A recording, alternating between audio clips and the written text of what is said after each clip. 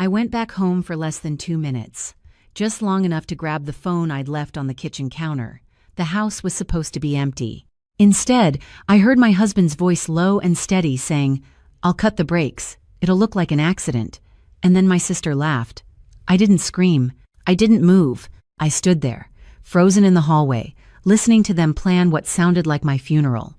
If you're hearing this right now and something in your chest tightens, only if this story truly resonates with you, take a moment to like, subscribe, and leave a comment telling me where you're listening from, your city, your country, and what time it is for you right now. I read every single one. My name is Emily Carter. I'm 32 years old, and this is the night I realized my family wasn't just broken, it was dangerous. It started earlier that evening, around 6:40 p.m., on a quiet Tuesday that felt so normal it almost hurts to remember. I had left the house in a hurry, halfway through cooking dinner, because I forgot my presentation folder at the office. Daniel had texted me 10 minutes later, something casual, something harmless. "Take your time, babe, I'll finish dinner." That was the kind of man I thought I married. Calm, reliable. The one who remembered to water the plants and paid the electric bill 2 days early. My younger sister Lily had come over that night too. She said she needed to talk. She always needed to talk. About her job, her rent, her latest bad decision dressed up as a new beginning. I didn't think twice about leaving them alone together. Why would I? He was my husband. She was my sister. By 7:15, I was back in the driveway. The porch light was on. His car was still there. Hers too. I remember feeling a flicker of relief, thinking maybe we'd all sit down, eat together, pretend we were still that kind of family. I grabbed my keys, stepped out, and realized my phone wasn't in my bag. I must have left it on the counter next to the sink. I didn't even bother locking the car. I just walked up the front steps, pushed the door open slowly, and that's when I heard them. Not arguing, not laughing the way normal people do. It was quieter than that. Controlled. Intentional. I stopped mid-step when I heard Daniel say my name. Not Emily, the way he usually said it, soft at the end. This was different, flat, measured, like he was talking about a problem he had already solved. I leaned slightly toward the kitchen without fully stepping in. The hallway light was off, and the shadow kept me hidden. "She won't suspect anything," he said. There was a pause, then Lily's voice, softer but sharper than I remembered. "Are you sure it'll work?" My stomach flipped so hard I had to press my hand against the wall to stay steady. "Yes," he replied, no hesitation. "I'll cut the brakes. She drives to work every morning at 7:30. It's downhill after Maple Street. No cameras there. It'll look like she lost control." I couldn't breathe, not in a dramatic way, in a real physical way, like my lungs forgot what they were supposed to do. My first instinct was to walk in, to demand an explanation, to say something, anything, that would force this moment to make sense. But something in his voice stopped me. It wasn't anger. It wasn't panic, it was certainty, and that terrified me more than anything else. Lily let out a small laugh, not loud, not hysterical, just comfortable. "And after?" she asked. "After." The word echoed in my head like a dropped glass. After what? After I was gone? After my life became a story they told other people? Daniel didn't answer right away. I heard the faint clink of a glass being set down on the counter. Ice shifting. He always liked his drinks with ice, even in winter. "After," he said finally, "everything transfers. The house, the accounts. It's already set up. We just need it to happen clean. Everything transfers." I felt something inside me crack, but it wasn't loud. It was quiet, like something giving way after too much pressure. In that moment, every small thing I had ignored over the past 6 months came rushing back all at once. The way he insisted on handling all our finances. The new insurance policy, he said, was just being responsible. The documents he asked me to sign when I was half asleep, telling me it was just routine paperwork. The way Lily suddenly started showing up more often, lingering longer, asking questions that didn't quite make sense at the time. It all aligned, too perfectly. I shifted my weight slightly, and the floorboard beneath my foot creaked. Just a small sound, barely anything. But both of them went silent. Completely. My heart slammed so hard I thought they could hear it from across the room. "Did you hear that?" Lily whispered. I didn't wait. I stepped back slowly. carefully placing each foot exactly where it had been before. Every movement controlled, deliberate. I reached the door, eased it open, and stepped outside into the cool evening air. Only then did I let myself inhale. I walked to my car without looking back. Not running. Not rushing. Just leaving. Like I had never been there at all. Like I hadn't just heard my husband and my sister calmly discuss the exact moment my life was supposed to end. I sat in the driver's seat, hands gripping the steering wheel, staring straight ahead at nothing. The street was quiet. A dog barked somewhere down the block. A porch light flickered across the road. Everything looked normal. That was the worst part, because nothing about my life was normal anymore. And in that moment, one thought cut through everything else, sharp and clear. I wasn't going to confront them, not yet.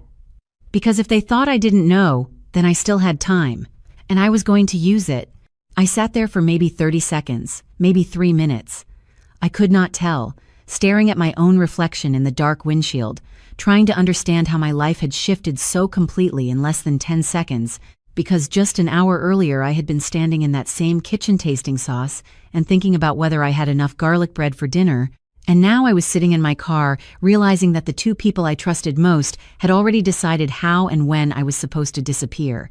And the worst part was not even the fear, it was the clarity, because everything suddenly made sense in a way it never had before. Every strange look, every delayed answer, every time Daniel insisted on driving my car just to check something, every time Lily asked me questions about my schedule like she was just being curious. I closed my eyes and forced myself to breathe slowly.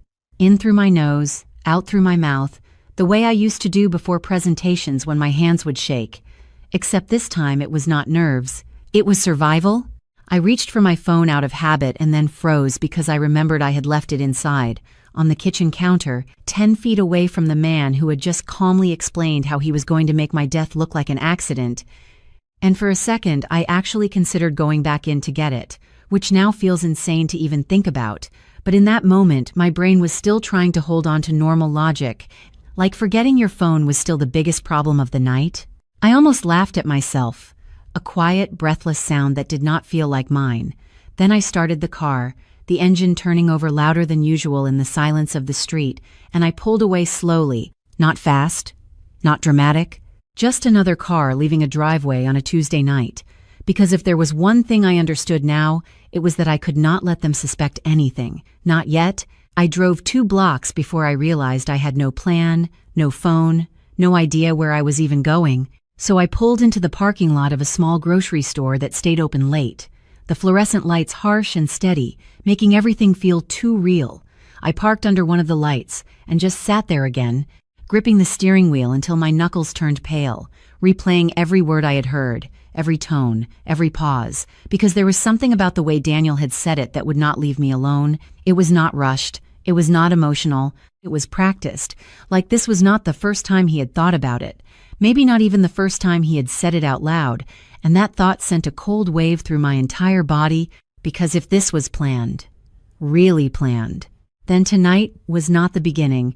It was just the moment I finally saw it. I leaned my head back against the seat and stared at the ceiling of the car, the faint hum of the overhead lights outside mixing with the distant sound of traffic. And I started piecing things together whether I wanted to or not. The insurance policy he insisted we update 3 months ago, saying it was just responsible now that we were thinking about the future. The way he had pushed for joint accounts to be consolidated, the documents he handled himself, always reassuring me that it was simpler that way. The one time I questioned it and he smiled, that calm, patient smile, and told me I worried too much. And I believed him. I always believed him. And then there was Lily, my own sister, who had started calling me more often, asking when I left for work, when I got home, whether I ever took different routes, little questions that felt harmless at the time, even caring, like she was trying to be closer to me again. And I let her. I welcomed it, because she was family, because she was the one person who was supposed to be on my side no matter what. And now I could still hear her voice in my head, soft and steady, asking, "Are you sure it will work?" Like she was discussing a plan to redecorate a room, not erase a person. I swallowed hard and sat up straight, because that was the moment something inside me shifted, not dramatically, not like in movies where everything becomes clear and strong all at once, but quietly, like a decision forming underneath everything else. I was not going to panic. I was not going to run to the police with nothing but a story that could be twisted or denied. I was not going to walk back into that house and pretend I did not know. Because if Daniel was capable of planning something like this with that level of calm, then confronting him without proof would not just be useless, it could be dangerous. I needed time, and more importantly, I needed information, real information, not guesses, not feelings, facts. I looked around the parking lot and spotted a payphone near the side of the building, something I had not seen in years, and for a second I just stared at it, almost disbelieving it still existed. Then I got out of the car and walked toward it, each step feeling heavier than it should. I reached into my wallet for a few coins, my hands still slightly unsteady but more controlled now, and I dialed the one number I knew by memory, not because I used it often, but because it had been drilled into me years ago. Sarah Morgan? My old friend from high school who had become a detective.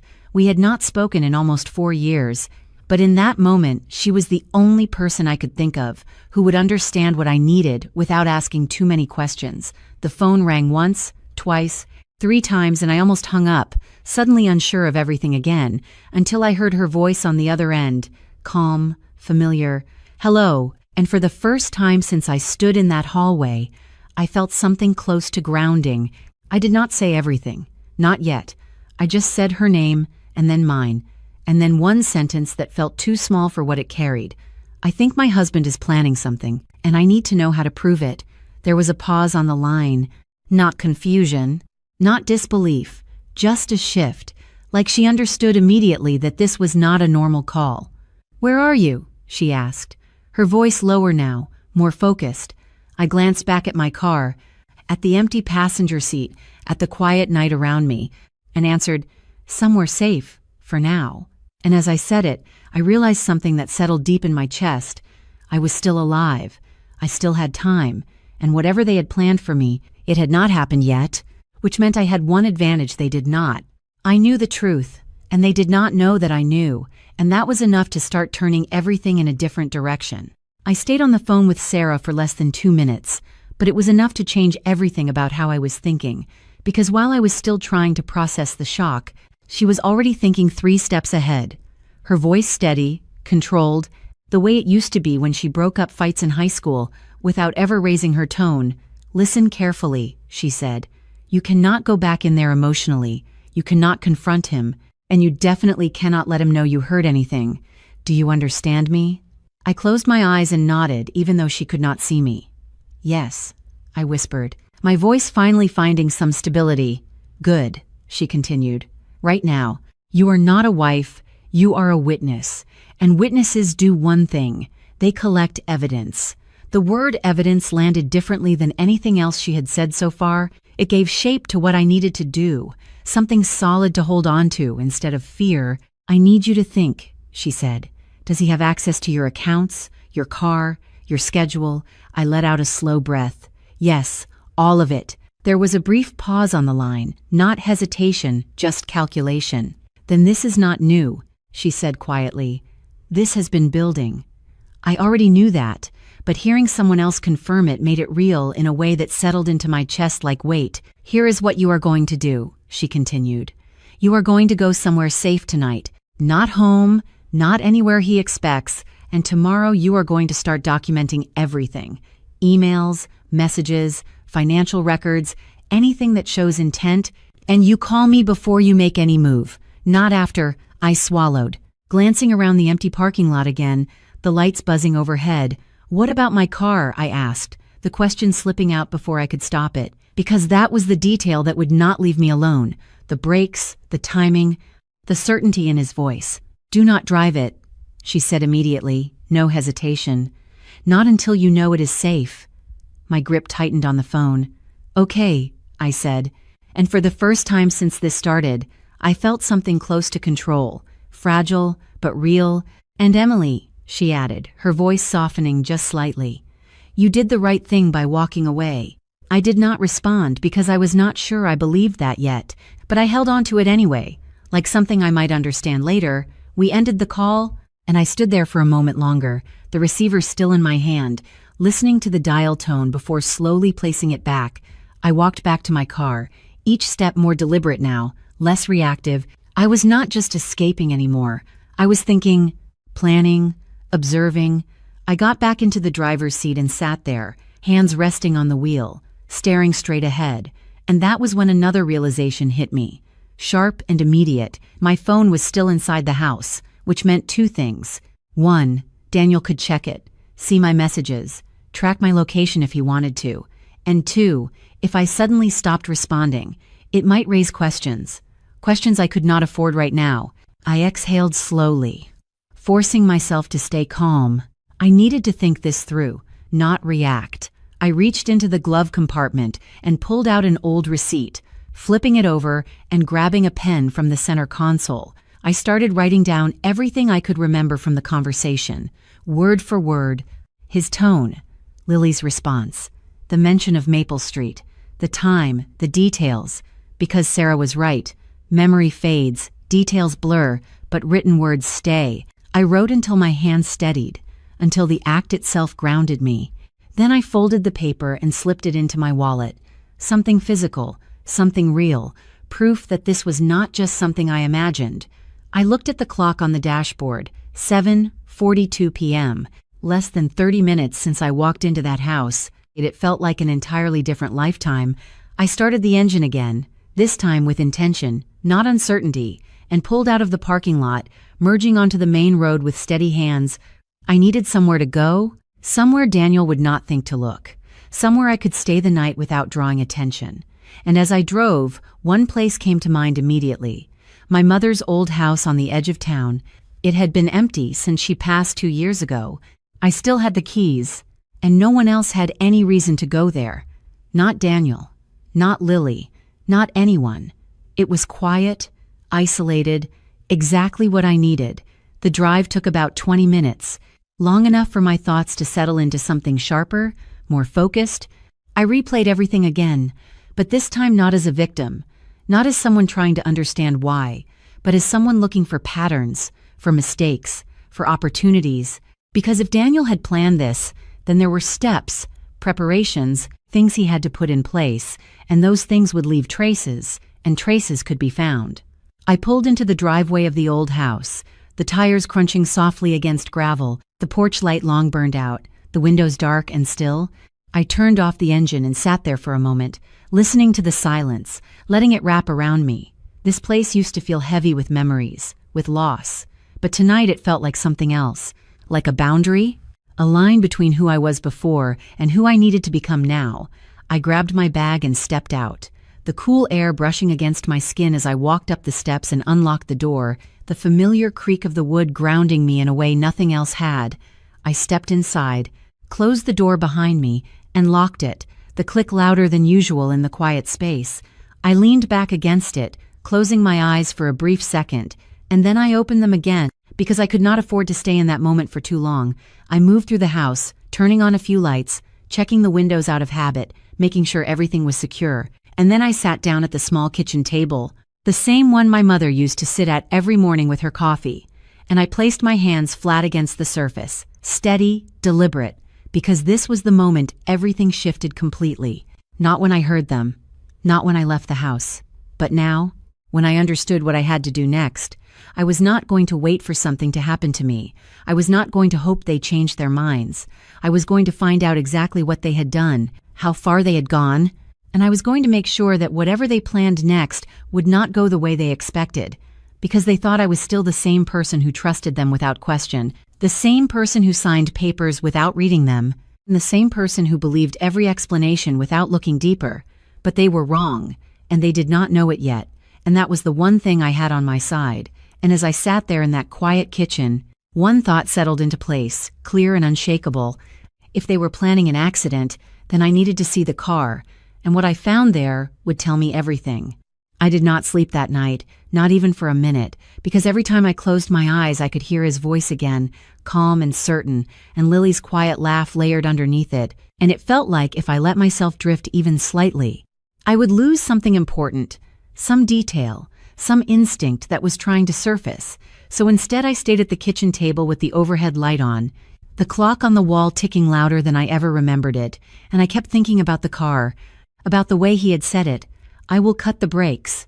Not maybe, or I could, but will, like it was already decided, already in motion, and that meant one thing.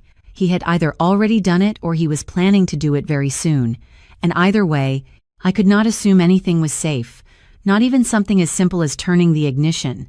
I stood up slowly, the chair scraping softly against the floor, and walked to the front window, pulling the curtain aside just enough to look out at the empty driveway, the darkness stretching beyond it, and I made the decision right there. I was not going to wait until morning. I needed to know now, not guess, not assume, know.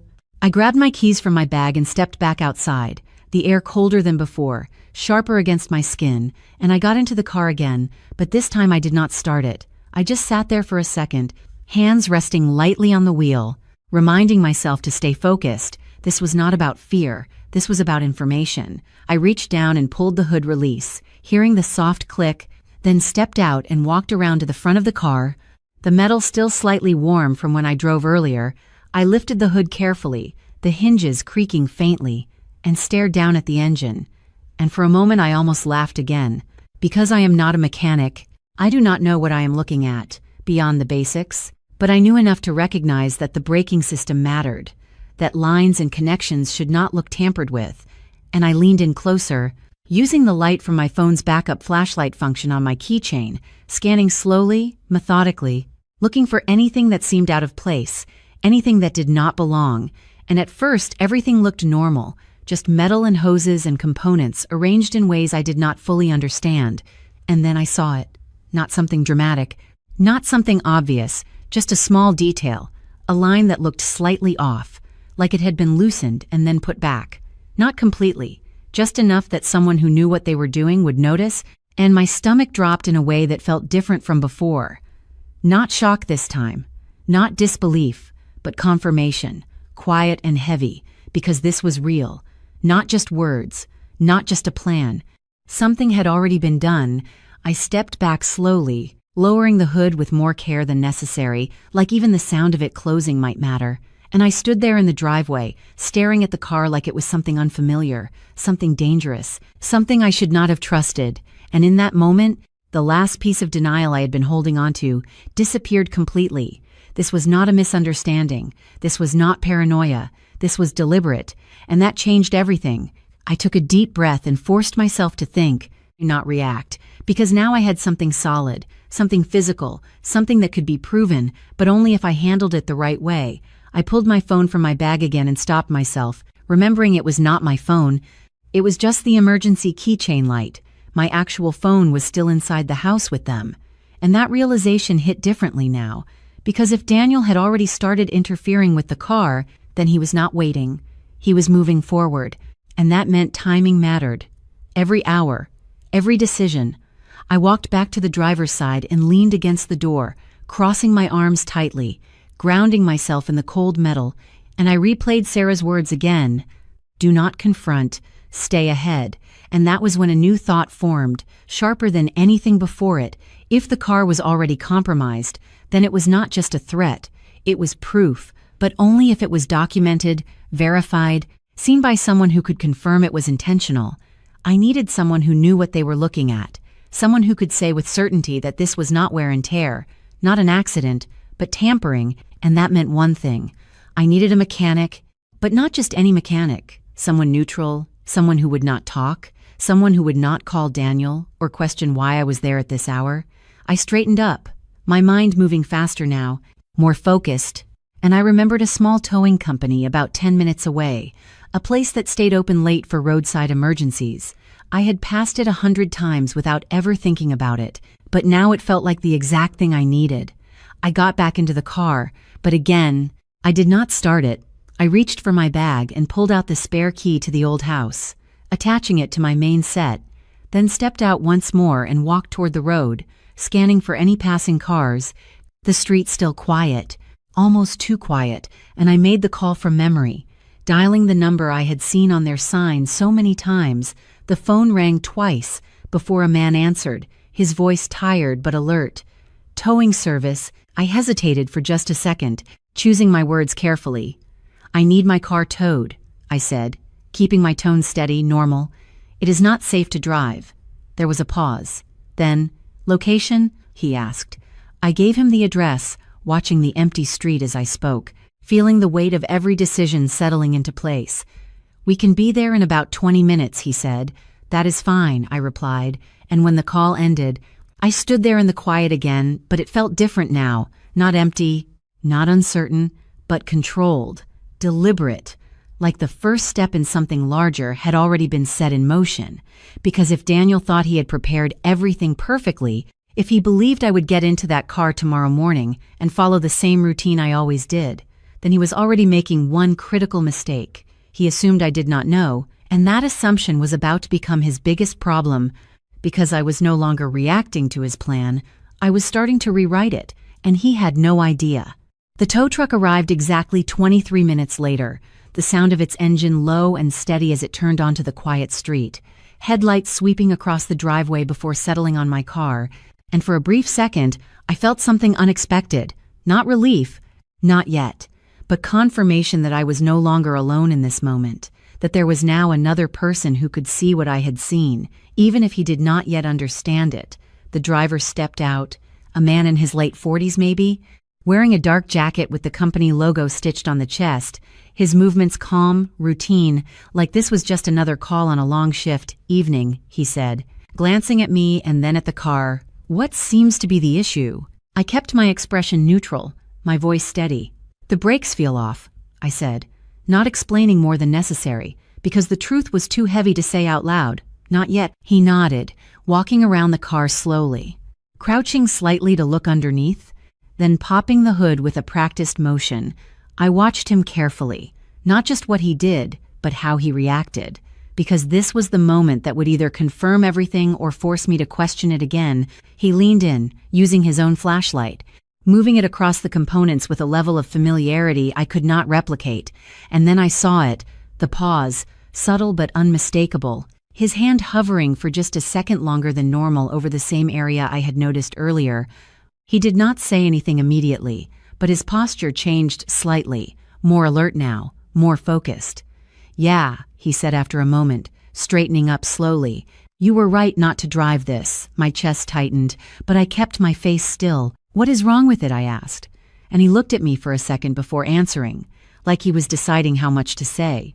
Brake line looks like it has been tampered with, he said finally, his tone careful, not alarmed, but not casual either. Could fail under pressure.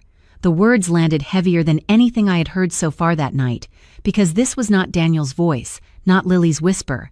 This was someone neutral, someone with no reason to lie, confirming exactly what they had planned. I nodded slowly, absorbing it, letting it settle into something solid, something real. Can you tow it? I asked, keeping my voice even. Yeah, he replied, already moving to position the truck. Where to? And that was the moment everything aligned in my mind, not in a dramatic flash, but in a quiet, deliberate decision that felt almost too calm for what it meant.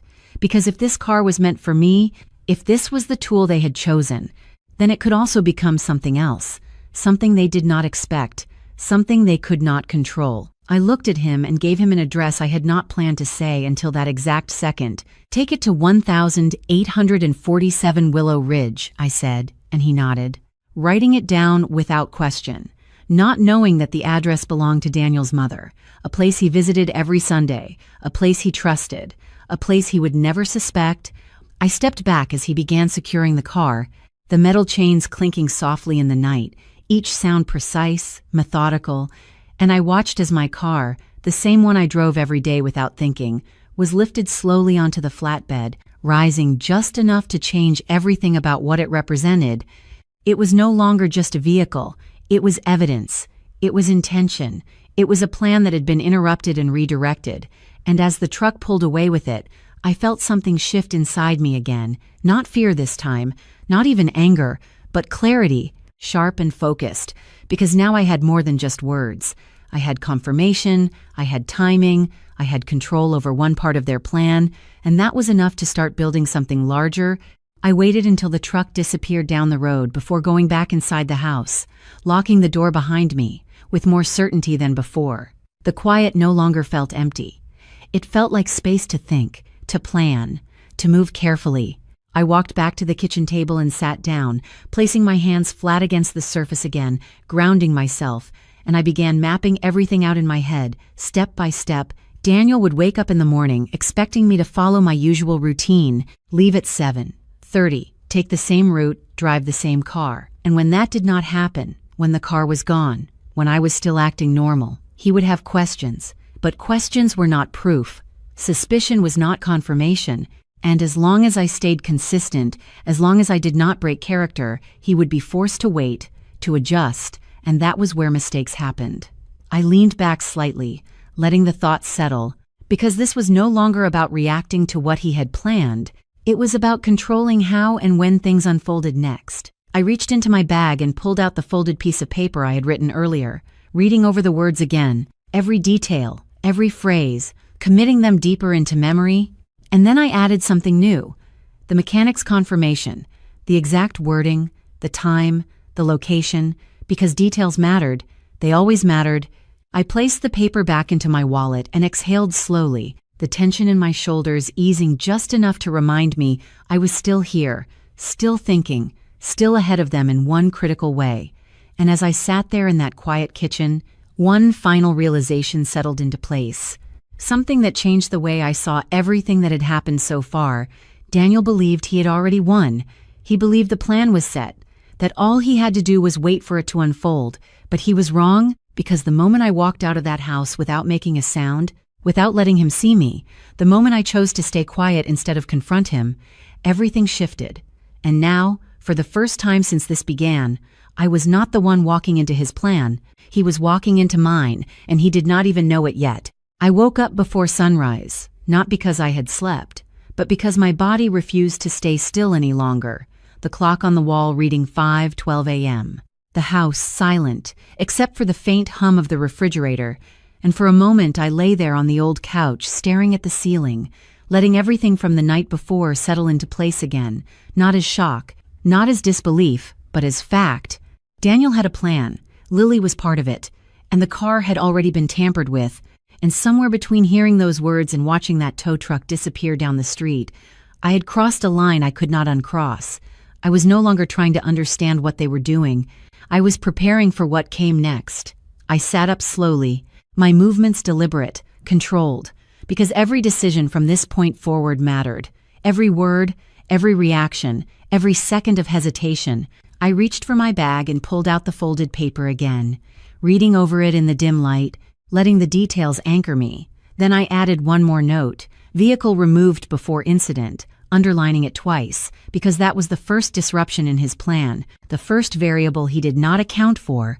I stood up and walked to the small bathroom, splashing cold water on my face, studying my reflection in the mirror, looking for any sign that something was different, that I looked like someone who had just discovered her life was being quietly rearranged behind her back. But I did not see anything obvious. Just the same face, a little more tired, a little more still, and that was exactly what I needed. Normal. I had to look normal, sound normal, act normal, because the moment Daniel sensed anything was off, everything would shift again, and I could not afford that. Not yet. I changed into the same kind of outfit I would wear on any weekday. Simple, neutral, nothing that stood out, and I checked the time again, 6:03 a.m. In less than 90 minutes, he would expect me to leave the house, follow the routine, drive the car that was no longer in the driveway, and that was where everything would begin to fracture. I grabbed my keys, took a steady breath, and stepped outside, the early morning air cool and quiet, the sky just beginning to lighten at the horizon, and I got into the car I had borrowed from my mother's garage, an older sedan that still ran reliably, something Daniel had never paid attention to, never cared about, which made it perfect. I drove back toward our house at a measured pace, not too fast, not too slow, blending into the rhythm of the waking city, the streets gradually filling with early commuters, coffee shops turning on their lights, the world moving forward like nothing had changed. And when I pulled into the driveway at 6:41 a.m., Everything looked exactly the same as it had the night before.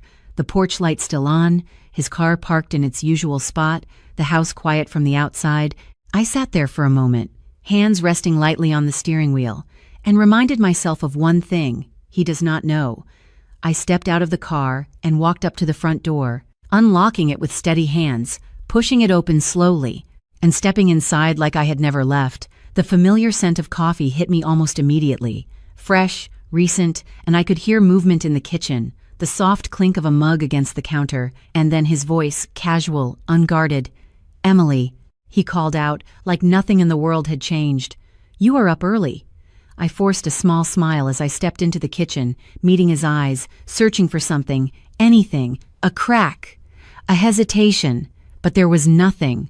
Just the same calm expression, the same easy posture, like the conversation I heard last night had never happened, like he had not already decided exactly how my morning was supposed to end.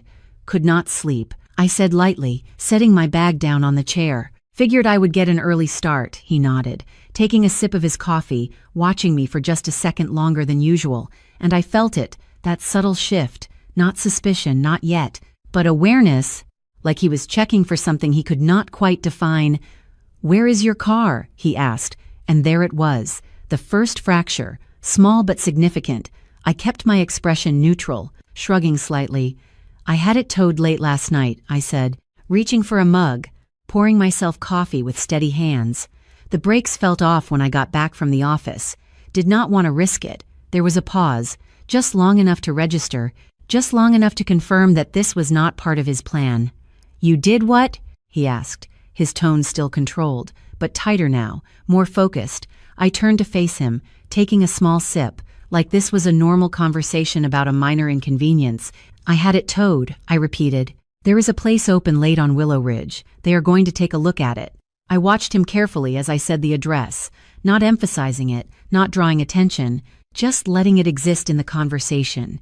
And for a split second, something flickered in his eyes. Not panic, not fully, but disruption, like a calculation that no longer added up the way it was supposed to. He set his mug down slowly, his movements more deliberate now. "You should have told me," he said, and there was something underneath the words, something controlled, something that did not quite reach the surface. "I could have handled it." I shrugged again, keeping my tone light, almost apologetic. "It was late. You were busy with Lily. I did not want to interrupt." And there it was, the second shift, because now I had introduced her into the conversation, casually, naturally, and I watched as he processed that, as he adjusted, recalibrated, trying to determine what I knew, what I suspected, what I might have seen. "She left around 8, he said quickly, too quickly, filling a space that did not need to be filled. "Just stopped by to talk." I nodded, turning back to the counter, taking another sip of coffee, letting the silence stretch just slightly longer than comfortable. Not enough to raise alarms, but enough to make him think, and in that moment, I realized something important. This was no longer just about evidence or timing. This was a conversation, a game of control, of information, of who knew what and when, and for the first time since this began, I was not the one reacting. I was the one setting the pace. And as I stood there in that kitchen, pretending everything was normal, I could feel it clearly. His plan had been interrupted, his certainty shaken, and he did not know why.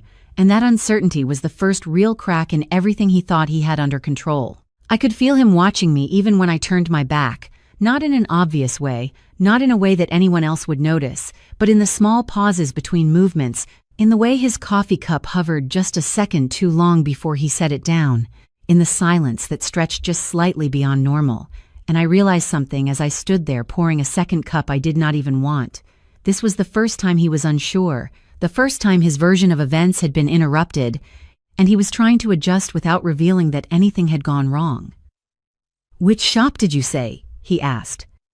His voice casual again, but with a tighter edge underneath, like he was trying to re-establish control over a conversation that had slipped. I turned slightly, leaning against the counter, keeping my expression relaxed. "The one on Willow Ridge, near the old gas station," I said, letting the details sit there naturally. Not emphasized, not hidden, just part of the story. And I watched him process it again, that same flicker crossing his face before disappearing, replaced by something smoother, practiced. "I could call them," he said, reaching for his phone, "see what they found." And there it was, the first real move, not just observation, not just reaction, but action. An attempt to regain access to something he had lost control over, and I knew immediately I could not let that happen. Not yet, not before I understood everything. "They said they would call me," I replied quickly, but not too quickly, just enough to redirect without raising suspicion, taking a sip of coffee to give myself a second to breathe. "It is probably nothing, just wear and tear," he nodded slowly, but his eyes did not leave mine, searching, measuring, and for a moment I wondered if he could hear my heartbeat, if he could see through the calm surface I was holding together so carefully, but then he looked away, just slightly, and I knew I still had him where I needed him, uncertain, adjusting, trying to catch up. "You still heading to work?" he asked, his tone returning to something closer to normal. And I nodded, setting the mug down. "Yeah, I will take Mom's old car for now," I said, grabbing my bag, moving through the motions of a normal morning, every step deliberate, every gesture controlled, because this was not just about what I said, it was about how I said it, how I moved, how I existed in this space. I needed to be exactly who he expected me to be. Nothing more, nothing less. I walked toward the door, feeling his gaze follow me again, and I paused just long enough to turn back, like I had forgotten something small, insignificant. "And Lily left her scarf here," I said, gesturing toward the chair where it still rested. "Can you let her know?"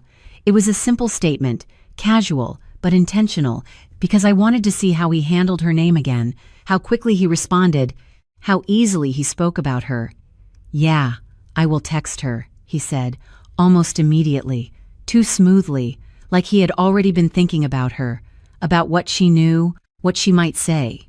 And I nodded, opening the door, stepping out into the cool morning air, the sunlight now stronger, the street alive with movement, and for a second I just stood there on the porch, breathing it in, grounding myself in something real, something outside of the controlled space I had just left. I walked to the car and got in, starting the engine, pulling away slowly, not rushing, not hesitating, just another morning, another routine, except nothing about this was routine anymore. I drove for about 10 minutes before I turned onto a side street and pulled over, my hands finally loosening their grip on the wheel, my breath coming out in a slow, steady release. Because I had made it through the first test, the first direct interaction since everything changed, and he had not seen it, and he had not known, but that did not mean I was safe. It just meant I was ahead for now.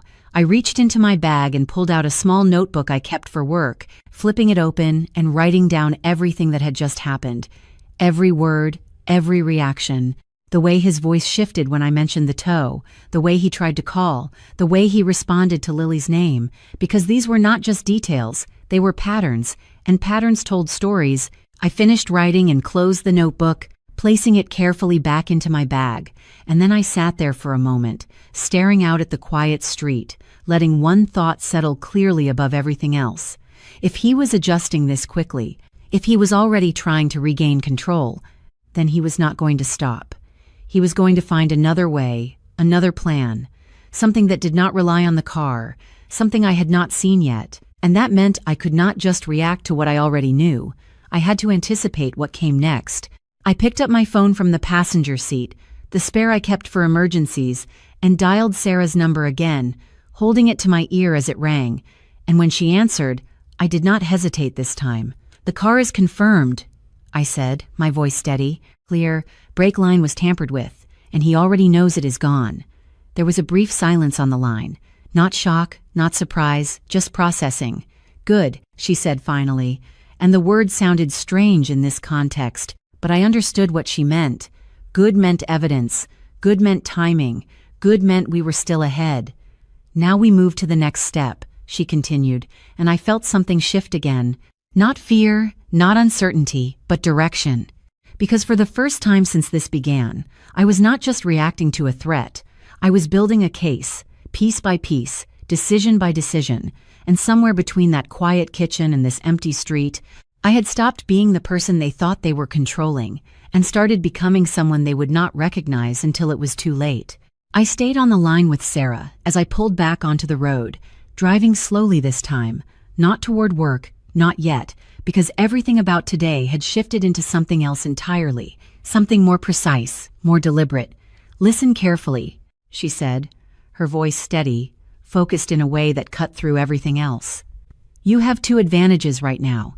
He does not know what you heard, and he does not know what you have already done with the car." I nodded, even though she could not see me, gripping the steering wheel lightly as I merged into traffic. "That will not last forever," she continued. "Once he realizes the car is not where he expected, he will start adjusting. And when people adjust under pressure, they make mistakes." I let that settle, because it matched exactly what I had just seen in the kitchen: the hesitation, the recalculation, the small cracks that had not been there before. "So what do I do?" I asked, my voice steady now, not panicked, not uncertain, just focused. "You give him space to move," she said. "You let him think he is still in control, and you watch what he does next." I exhaled slowly, glancing at the clock on the dashboard. "Tuju de Blanblas ATN RDM. And in the meantime," she added, "you start building everything around him: financials, communication, anything that shows motive, intent, preparation." I nodded again, already thinking ahead, already mapping out where to start. "There is something else," I said, the thought forming as I spoke. "He mentioned transfers, accounts, everything moving after." There was a brief pause then. "Then you need access," she replied immediately. "Full access, not what he shows you, what he hides." I tightened my grip slightly, because that part felt heavier than anything else. Not just proving what he planned, but understanding why. "I can try," I said, and she cut in gently but firmly. "Not try. Do it carefully. Do not trigger alerts. Do not log in from unusual locations. Use what he already expects." I let out a small breath, because that made sense. Everything about this had to look normal, routine, predictable. I ended the call a few seconds later, her final words still echoing in my mind: "Stay ahead." And I drove toward the office, parking in my usual spot at 7:31 a.m. Stepping out of the car like any other morning, the building already buzzing with early arrivals, the sound of conversations, footsteps, the low hum of computers coming online, everything so normal it almost felt surreal. I walked through the front doors, nodding to the receptionist, offering a small smile, and made my way to my desk, setting my bag down, turning on my computer, and for a moment I just sat there, staring at the screen as it came to life, because this was where the next phase began, not in confrontation, not in fear, but in quiet, controlled observation. I logged into my email first, scanning through messages. Nothing unusual, nothing that stood out. Then I moved to our shared financial account, the one Daniel had insisted we consolidate months ago, the one he said made everything simpler, easier to manage. I typed in the password slowly, carefully, making sure everything looked exactly as it always did. And when the account loaded, I felt that same shift again, that quiet confirmation that things were not what they seemed. There were transfers, not large enough to trigger immediate concern, but consistent, methodical, moving small amounts over time into accounts I did not recognize, accounts that were not in my name, not in any structure we had discussed. And I leaned back slightly in my chair, staring at the screen, because this was not random, this was preparation, long-term, deliberate. I clicked through the details, tracing the paths, noting the dates, the amounts, the patterns. And with each line I read, the picture became clearer. This was not just about a single moment, a single act. This was a process, something that had been unfolding quietly for months, maybe longer. I opened a new document and began recording everything: account numbers, transfer dates, amounts, descriptions, building a timeline the same way I had with the conversation, piece by piece, detail by detail. And as I worked, I became aware of something else, not just what I was finding, but how I felt, because the fear that had been there the night before was different now. It had not disappeared, but it had changed shape, sharpened into something more focused, more controlled, like I was no longer standing in the middle of something unpredictable. I was mapping it, understanding it, Taking it apart one step at a time, a message notification appeared on my screen, pulling my attention back. It was from Daniel. Simple, casual. Did the shop call yet? I stared at it for a second, feeling the weight of the question, not because of what it said, but because of what it meant. He was checking, probing, trying to regain visibility into something he had lost control over. I typed back slowly, keeping my tone light, consistent. Not yet. They said it might take a few hours. I hit send and watched the message disappear. Then I placed my phone face down on the desk because I knew he would respond again. Maybe not immediately, but soon. And every exchange now mattered. Every word, every pause, every choice. I turned back to the screen, continuing my work, but my mind was already moving ahead, because if the financial side was this organized, this deliberate, then there were other layers: communication, planning, coordination, and somewhere in those layers would be something undeniable, something that connected everything together, something that could not be explained away. I saved the document, backing it up to a secure drive, making sure it existed outside of anything he could access. And then I sat back, letting the silence of the office settle around me, the normal sounds of keyboards and conversations continuing without interruption. And I realized something as I looked at the numbers on the screen. Something that shifted the entire perspective of what I was dealing with. This was not just a plan to remove me, it was a transition, a transfer of control, of assets, of identity. And that meant there was an endpoint, something they were working toward beyond just the act itself, something they expected to gain. And if I could find that endpoint, if I could see where everything was leading, then I would not just understand the plan, I would be able to stop it completely. And that was when a new thought formed, sharper than anything before it. If Daniel and Lily were moving money, preparing accounts, planning what happened after, then somewhere, somehow, they had already decided what my absence would look like. And if I could find that version of the story before they used it, I could turn everything against them. I stared at the screen for a long time after that thought settled in, not moving, not typing, just letting it expand in my mind. Because if they had already planned everything, then they had already built the story of what would happen to me, not just the event, but the explanation, the narrative they would tell everyone else. And that meant somewhere there had to be traces of that story, something written, something prepared, something they would rely on when the time came. And I leaned forward slowly, my fingers hovering over the keyboard as I considered where to look next. Not just the financial accounts, but communication, shared drives, anything that might hold documents they thought I would never see. I opened Daniel's shared folder, the one he used for work documents, invoices, contracts, things I had glanced at before without ever really paying attention, and I started scanning through it carefully, file by file, name by name. Most of it looked normal, spreadsheets, reports, nothing that stood out at first. And then I saw it, a folder labeled estate planning, something we had discussed months ago in passing. Something he had said was just a precaution, something responsible couples did, and my chest tightened slightly as I clicked on it, the contents loading one by one, legal forms, templates, drafts, and then a document with a name that made my hand pause over the mouse. Contingency summary. I clicked it, my heart steady but heavy, and the document opened slowly, the words appearing on the screen in clean, organized lines, and as I read the first paragraph, I felt something shift again. Not shock this time, but confirmation so precise, it almost felt like stepping into something already decided. It outlined scenarios, timelines, steps to be taken in the event of unexpected loss, language that sounded professional, detached, but underneath it was something else, something colder, more calculated. Instructions for account access, transfer authorizations, property management, even communication templates.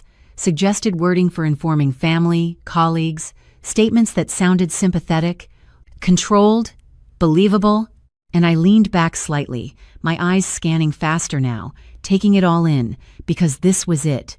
This was the version of events they had prepared, the story they planned to tell once I was no longer there to contradict it. And as I scrolled further, I saw something that made everything even clearer. A section labeled Timing Considerations, with notes about routine, predictability, minimizing external variables. And my breath slowed, not in fear, but in focus, because this was not just planning, this was rehearsal. This was something they had thought through in detail, adjusted, refined, and I realized something in that moment that changed everything again. They had built this, assuming I would follow the same pattern I always did, leave at the same time, take the same route, be exactly who I had always been, predictable, consistent, unaware, and that meant every deviation I made now, every small change, every unexpected decision, was already disrupting more than just a single plan. It was unraveling an entire structure they had built around me. I scrolled further, my eyes catching on a line that made my hand still completely. Primary beneficiary transition, followed by account numbers, asset allocations, and 2 names, Daniel Carter and Lily Carter, written clearly, without hesitation, without ambiguity. And for a second, I just stared at it, letting the reality of that settle, because it was one thing to hear them talk, one thing to suspect, but this was different. This was documented, intentional, undeniable, and I reached for my phone immediately, taking pictures of the screen, making sure every detail was captured, every page, every line. My hands steady now, not shaking, not uncertain, just methodical. I saved the images, backed them up to the secure drive, then emailed them to a private account I had not used in years, layering protection over everything, because I understood now that this was not just evidence, it was leverage. I closed the document carefully, returning everything exactly as I found it, not leaving traces, not changing anything, because the last thing I needed was for Daniel to realize I had been here, that I had seen this. I leaned back in my chair, exhaling slowly, and for a moment I let myself feel it, not fear, not anger, but clarity so sharp it almost felt like calm, because now I knew, not just what they planned to do, but what they expected to gain, how they expected it to unfold, the story they had written in advance. And that gave me something I did not have before, the ability to anticipate not just their actions, but their expectations. I glanced at my phone as it lit up again. Another message from Daniel. Still no update. I stared at it for a second, then typed back, keeping everything consistent. Not yet, they said later this afternoon. I hit send and set the phone down, because now I understood something important. This was no longer about reacting to him. It was about controlling the version of reality he believed in, the timeline he thought he was following. And as long as I stayed inside that version, as long as I did not break it, I could move freely around it. I could gather everything I needed without him ever realizing. I looked back at the screen, at the folder I had just closed, and one final thought settled into place, heavy but clear. They had already written the ending of my story, but they had made one mistake. They wrote it without me, and now that I had seen it, understood it, I could change it completely, not just survive it, but rewrite it in a way they would never see coming. And as I sat there in that quiet office, surrounded by the normal sounds of a world that had no idea what was unfolding just beneath the surface, I realized something else. This was no longer just about stopping what they planned. It was about exposing it, every detail, every step, every intention, and making sure that when the truth came out, it would not be their version anyone believed. It would be mine, and they would not be prepared for that. The rest of the morning passed in a strange kind of silence, not because nothing was happening, but because everything was happening beneath the surface. Quiet, controlled, layered in ways that no one around me could see. I continued working like I always did, answering emails, attending a short meeting, nodding at the right moments, speaking when expected, and all the while my mind was running a completely different set of calculations, mapping every detail I had gathered against what I knew they believed, because that gap, that difference between their version of reality and the truth, was where everything would break open. My phone buzzed again just before noon, Daniel's name lighting up the screen, and this time I let it ring twice before answering. Not immediately, not delayed, just enough to keep everything consistent. "Hey," I said, keeping my tone light, neutral, like any other day. "Did they call yet?" he asked, his voice steady but sharper than before, the pressure beneath it more noticeable now, and I leaned back slightly in my chair, staring at the ceiling for a second as if I were thinking about something trivial. "Not yet," I replied. "They said it might take until late afternoon." There was a pause, longer this time, and I could almost hear him recalculating again, adjusting timelines, shifting expectations. "That is strange," he said finally. "It should not take that long." I shrugged even though he could not see me, letting a small sigh slip into my voice. Maybe they are busy, I do not know, I said, then added casually. I can check later if you want, offering control while still holding it, and there was another pause, shorter this time. No, it is fine, he said quickly. Too quickly. Just let me know when they call. I smiled faintly to myself as I ended the call, because that was the second crack widening. Not dramatic, not obvious, but real. His certainty was slipping, and he did not know how to fix it yet. I set the phone down and turned back to my computer, opening the document again, reviewing everything I had collected so far, the financial transfers, the contingency document, the mechanic's confirmation, the timeline, and I realized something important. I had enough to understand what they planned, but not enough to expose it completely. Not yet, because understanding was one thing, proving was another, and proving required more than just fragments. It required connection, continuity, something that tied everything together in a way that could not be dismissed or explained away. I leaned forward, my fingers tapping lightly against the desk as I thought through the next step, not just gathering more, but positioning what I already had in a way that would matter. And that was when I remembered something small, something I had not paid attention to before. Daniel's habit of keeping copies of everything, not just digital, but physical, printed documents, folders in his office at home that he rarely let anyone touch. Something he always said was just his way of staying organized, and I felt a quiet shift as that thought settled in, because if the digital files showed this much, then the physical ones might hold even more: drafts, notes, versions that had not been finalized, things he had not cleaned up or hidden as carefully. And that meant I needed access to that space, not in a rushed, obvious way, but carefully, naturally, without breaking the pattern he expected. I glanced at the clock again, 12:47 p.m., and made a decision. I picked up my phone and sent him a message. Simple, casual. I might head home early today, still feeling a little off from last night. I stared at the screen for a second after sending it, waiting, not because I was unsure, but because I needed to see how he would respond. And when the reply came a few seconds later, it was exactly what I expected. That is fine, get some rest. The words were normal, supportive even, but I could feel the shift underneath them. The calculation, the adjustment, because now I was changing the timeline again, moving outside of what he had planned, and he had to account for that without revealing anything.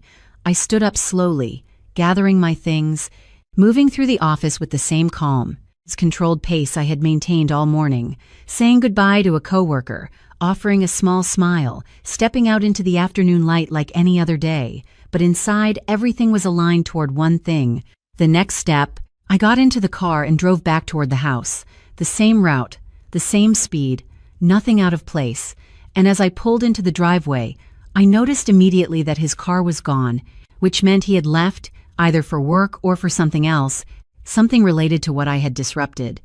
And I sat there for a moment, letting that settle, because this was the window, the opportunity I needed. I stepped out of the car and walked up to the door, unlocking it, stepping inside, the house quiet again, but this time it felt different. Not like a place I was returning to, but a place I was entering with purpose. I closed the door behind me and stood still for a second, listening, making sure I was alone. Then I moved toward his office, each step measured, controlled, because this was where the next layer would reveal itself. I reached for the handle and paused for just a second, not out of hesitation, but awareness, because once I opened that door, once I stepped into that space, I was crossing into something deeper, something that would confirm not just what they planned, but how far they had gone to make it happen. And I knew without a doubt that whatever I found inside would change everything again. I pushed the door open slowly, the hinges barely making a sound, and stepped into Daniel's office like I had done 100 times before, except this time every detail felt different, sharper, like the room itself was holding something it had never shown me until now. The air smelled faintly of paper and coffee, the blinds half drawn, sunlight cutting across the desk in thin, angled lines, everything exactly as it always was, and yet nothing felt familiar anymore. I closed the door gently behind me, not fully, just enough to keep it from creaking if someone opened the front door, and I stood there for a moment, listening, making sure the house remained quiet, empty, safe. Then I moved forward. Each step measured, controlled, my eyes scanning everything, not just for what was obvious, but for what was out of place, because I knew now that the truth was not going to be sitting in plain view. It would be layered, hidden in something that looked ordinary. I walked to the desk first, my fingers brushing lightly against the surface. Then I opened the top drawer, slow, careful. Inside were the usual things: pens, notepads, receipts, nothing that stood out, nothing that mattered. I closed it quietly and moved to the second drawer, the one he usually kept locked, except today it was not. And that alone made something tighten in my chest, because Daniel never left that drawer unlocked, not unless he was in a hurry, or distracted, or something had disrupted his routine. And I pulled it open just enough to see inside. Folders, neatly stacked, labeled in his handwriting, each one precise, organized, controlled. I slid them forward slightly, reading the tabs one by one: tax records, contracts, property, and then I saw it. A folder with no label at all, plain, unmarked, sitting slightly behind the others like it was not meant to be seen at a glance. I reached for it slowly, my fingers steady, and pulled it out. Placing it carefully on the desk, I hesitated for just a second before opening it, not out of fear, but because I knew whatever was inside would not be something I could unsee, something that would confirm everything in a way that left no room for doubt. I opened it, and the first thing I saw was my name, typed clearly at the top of a document, followed by dates, times, locations, and my breath slowed, my eyes moving across the page, taking in each line, each detail, because this was not just planning, this was tracking: my schedule, my routines, notes about when I left for work, when I returned, even variations, days when I was late, days when I took a different route, all of it recorded with a level of precision that made something cold settle deep inside me. I turned the page slowly, my fingers careful not to leave marks, and the next sheet was worse, not because it was more shocking, but because it was more complete.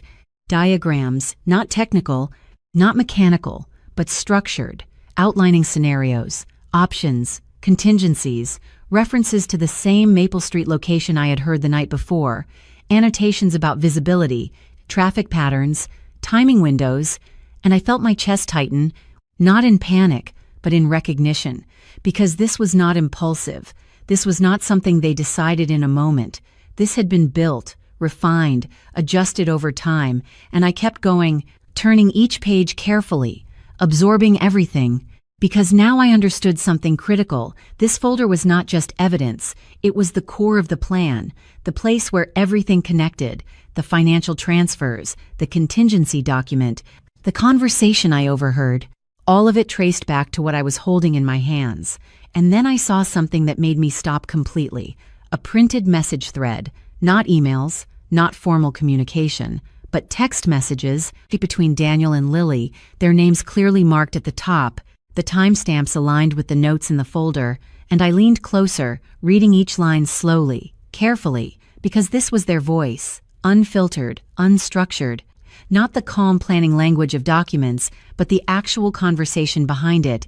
"She will not notice," one message read, followed by, "Just stick to the timing," and another, "Once it is done, everything transfers clean," and I felt something shift again. Not shock, not even anger, but certainty, complete and undeniable, because this was it. The connection I needed, the link between intent and action, between planning and execution. I reached for my phone immediately, taking pictures of each page, each message, making sure every detail was captured, my hands steady, my movements precise. Because there was no room for error now, I saved everything, backed it up, sent copies to the same secure account, layering protection over protection, and then I carefully placed each document back into the folder exactly as I found it, aligning the edges, returning it to the drawer, sliding it back into place behind the others, closing the drawer slowly, making sure it looked untouched, normal, like nothing had changed. I stepped back from the desk, my eyes scanning the room one more time, committing everything to memory: the position of the chair, the angle of the papers, the light across the surface, because I knew if anything looked different, even slightly, it could raise questions, and questions were the one thing I could not afford right now. I moved toward the door, opening it just enough to step out, closing it gently behind me. And as I stood in the hallway, the quiet of the house settling around me again, I realized something that shifted everything into place. I had everything I needed now, not just pieces, not just fragments, but a complete picture. Motive, preparation, execution, all of it documented, all of it connected. And for the first time since this began, I was not just ahead. I was in control of how this would end. And as I walked toward the kitchen, my steps steady, my mind clear, one final thought settled into place. They had planned every detail of my story, every step, every outcome, but they had never planned for this moment, the moment where I saw everything before it happened, and now, the ending they thought was certain was about to change in a way they would never see coming. The days that followed did not explode the way I once imagined justice would. There was no dramatic moment where everything shattered at once, no single scene where the truth stopped the world. Instead, it unfolded quietly, deliberately, just like everything else had. The evidence I gathered, every document, every message, every detail was handed over carefully, step by step, through the right channels, through Sarah, through people who understood how to handle something this precise without letting it slip away. And what Daniel and Lily had built so carefully began to collapse in the same quiet way it was constructed, piece by piece, account by account, statement by statement, until there was nothing left for them to hide behind. I was not there when it all came to light. I did not need to be, because by then I understood something I had not known before. Closure does not always come from watching everything fall apart. Sometimes it comes from knowing you are no longer part of what tried to break you. I moved out of that house 2 weeks later, not in a rush, not in fear, but with clarity, taking only what was mine, leaving behind everything that no longer belonged to the life I was building. And for the first time in a long time, the silence around me felt different, not empty, not heavy, but open, like something new had space to exist. My days are quieter now, simpler, not perfect, but honest. And that honesty feels like something I had been missing for longer than I realized. I still think about that night sometimes, about the moment I stood in the hallway and heard everything change. And I understand now that it was not just the moment I lost something. It was the moment I found something too, the part of myself that refused to stay blind, that chose to see clearly even when it hurt. And that is the part I carry forward. If you are listening to this and something in your life feels off, something small, something you keep explaining away, I want you to trust that feeling, not with fear, but with respect, because your instincts are not your enemy. They are often the first truth you are given, and you deserve to live in a life where you are not questioning your own reality, where your safety, your trust, your sense of self are not things someone else gets to decide for you. Healing does not happen all at once, and it does not mean forgetting. It means learning how to stand in your own space again, without apology, without doubt, and building something that belongs entirely to you. Thank you for being here with me, for listening, for holding space for a story that was not easy to tell but mattered more than I can explain. Wherever you are in the world right now, I hope you know you are not alone in whatever you are carrying. And if this story stayed with you, I would really like to know, what is one moment in your life where you chose yourself, even when it was difficult? And only if this story truly resonated with you. You can take a moment to like and subscribe, but more than anything, just know that your voice, your experience, and your story, it matters. My name is Emily Carter. I am 32 years old, and the lesson I want to leave with you is this. Never ignore the moment your life asks you to see the truth, because that moment might be the beginning of your freedom.